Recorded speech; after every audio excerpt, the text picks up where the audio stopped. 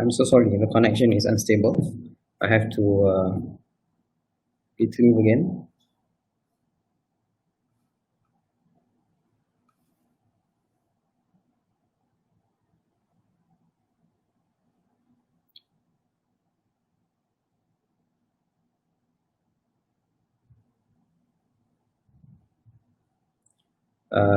Okay, I think I have to repeat this again.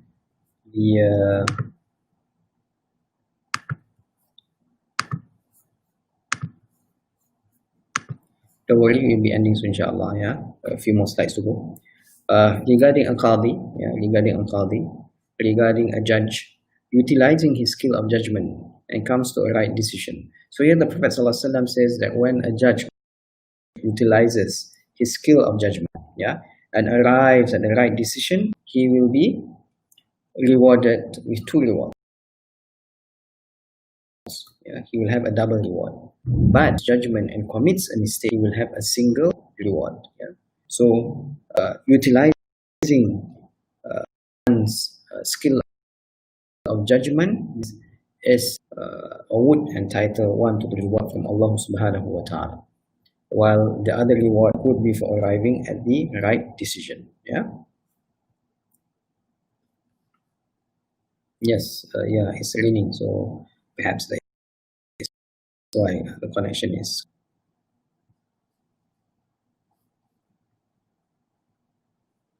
Okay, finally, this is the last slide. Hopefully you can finish soon, inshallah. Imam Shafi'i, and this is a statement of Imam Shafi'i in Al-Risala. People with regard to knowledge are on different levels. The position with regard to it follows their degree. Hence, a seeker will exert as much as he can. Perseveres as possible and purifies his intention only for Allah subhanahu wa ta'ala, so he may acquire knowledge through nas, rational texts, istinbat, intellectual derivation, and al-rahman Allah, spiritual devotion to Allah subhanahu wa ta'ala. So this is also to illustrate the fact that when it comes to people or scholars, people seeking knowledge and scholars, those who have knowledge, they are of various degrees. They are of various tabaqat, and they are of different levels. And even if we line up scholars of the same level together, they might have differences of opinion on a particular matter. Because sometimes a scholar might look at a particular angle, another scholar might look at another particular angle.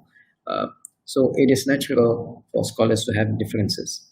So similarly, when it comes to khabar ahad, when it comes to judging the soundness or in determining the veracity of a hadith or a statement which is ahad, there might be differences among mujtahids in hadith due to their own ijtihad on the credibility of the narrators in question.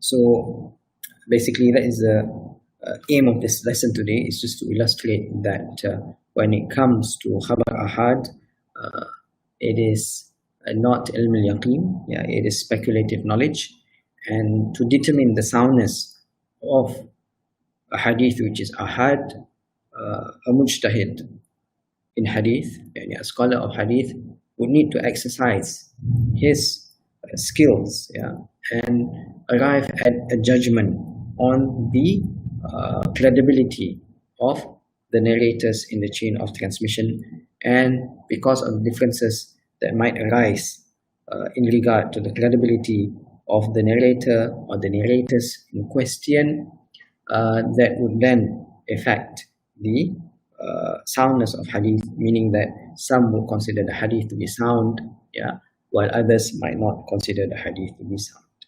Okay, that is all for today, inshallah. Again, the whole idea is to illustrate the involvement of ijtihad in determining the credibility of a narrator, which would then affect the soundness of the hadith in question. And this applies to hadith which are considered to be ahad and that which does not reach the level of mutawatir. Okay, so if you have any questions, you can ask via WhatsApp or on one of the social media platforms. أقول قولي هذا واستغفر الله العظيم لي ولكم. والسلام عليكم ورحمة الله وبركاته. Stay safe, everyone.